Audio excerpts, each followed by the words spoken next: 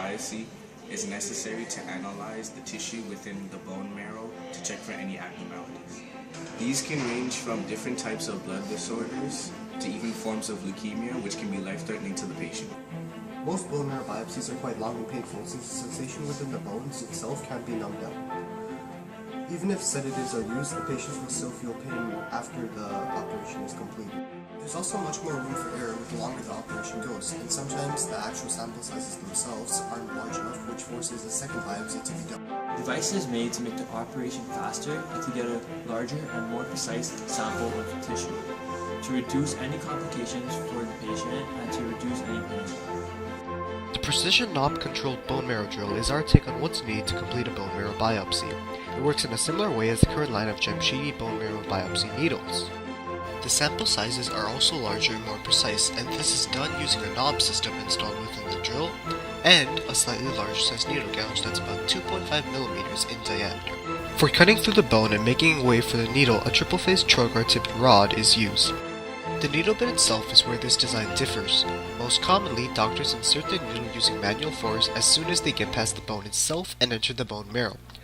They may still go very deep into the marrow. The maximum size for sample is 4 centimeters in depth. If the needle is pushed in very deep, they'll have to carefully adjust it using manual, uncontrollable force.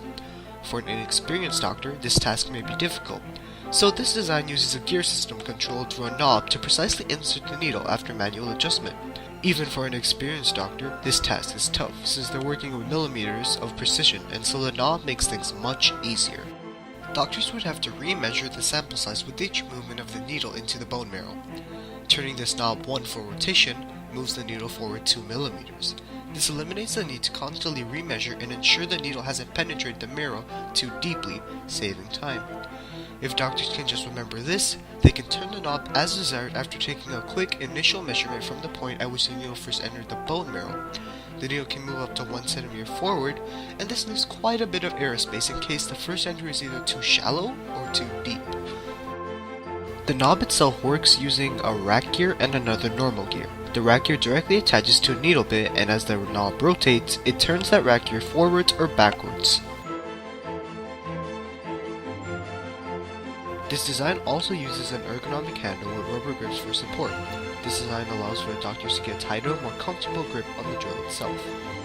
So, the P.K.C. bone marrow biopsy drill will make the operation faster and collect larger samples with surgical precision, all while the doctor can comfortably hold it. This is all done to make the operation safer for the patient and easier on the doctor. Thank you for watching, and if you could, please complete the survey below.